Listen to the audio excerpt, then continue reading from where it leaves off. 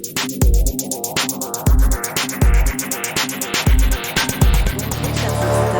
bienvenue à cet épisode spécial de 21 jours de prière, Cultiver l'intimité divine. Je suis Marjorie J-Désir, votre hôte. Aujourd'hui, nous abordons un thème profond, le jeûne spirituel, chercher Dieu. Pour nous éclairer, nous avons l'honneur d'accueillir le révérend pasteur Augustin Jusmé, un consultant spirituel respecté avec des décennies d'expérience. Pasteur Jusmé, merci infiniment d'être avec nous. Pour commencer, pourriez-vous nous définir ce qu'est le jeûne spirituel et pourquoi il est si crucial dans notre quête de Dieu? Merci Marjorie, c'est un plaisir d'être ici.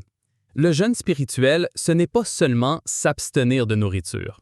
C'est avant tout un acte délibéré de renoncer à quelque chose de légitime, nourriture, divertissement, médias, pour se concentrer intensément sur Dieu. C'est un moyen puissant d'humilier notre âme, de sensibiliser notre esprit à sa voix et de renouveler notre dépendance envers lui. Ce n'est pas pour manipuler Dieu, mais pour transformer notre cœur et notre perception de sa présence. C'est une distinction très importante. Souvent, on associe le jeûne uniquement à l'absence de nourriture. Pourriez-vous nous parler des différentes formes de jeûne que les croyants peuvent adopter et des bénéfices spécifiques que chacune peut apporter à notre marche spirituelle? Par exemple, comment diffère un jeûne total, un jeûne partiel ou même un jeûne des médias?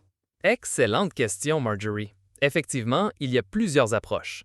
Le jeûne total, sans eau ni nourriture, est très rare et de courte durée, exigeant une grande prudence. Le jeûne partiel est plus courant, comme le jeûne de Daniel, où l'on s'abstient de certains aliments riches pour des fruits, légumes et de l'eau. Il y a aussi le jeûne des médias sociaux, de la télévision ou même de certaines conversations. Chaque forme vise à libérer du temps et de l'énergie pour la prière et la méditation, réduisant les distractions pour mieux entendre Dieu. Le bénéfice est une clarté spirituelle accrue, une discipline renforcée et une dépendance renouvelée. C'est très éclairant. Pour nos auditeurs engagés dans les 21 jours de prière, comment peuvent-ils intégrer concrètement le jeûne spirituel dans leur quotidien? Y a-t-il des conseils pratiques, des erreurs à éviter ou une manière de se préparer mentalement et physiquement pour que cette discipline soit réellement fructueuse et non une simple contrainte? Absolument, Marjorie. D'abord, la préparation est clé. Définissez votre objectif spirituel. Que cherchez-vous à obtenir de Dieu? Commencez modestement, peut-être avec un jeûne partiel ou un jeûne de médias, avant d'aborder des formes plus exigeantes. Hydratez-vous bien. Le plus important est de remplacer le temps et l'énergie libérés par la prière, la lecture de la Bible et la méditation. Évitez l'orgueil spirituel. Le jeûne est une affaire entre vous et Dieu. Si des problèmes de santé surviennent, soyez sages et cessez. Le but est de se rapprocher de Dieu. Merci infiniment, Pasteur Jusmet, pour ces précieux conseils et pour avoir démystifié le jeûne spirituel.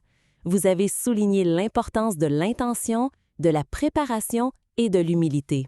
Chers auditeurs, c'est un outil puissant pour approfondir votre intimité divine et chercher Dieu avec plus de ferveur. Ce fut un privilège, Marjorie, que chacun trouve une dimension nouvelle dans sa marche avec Dieu.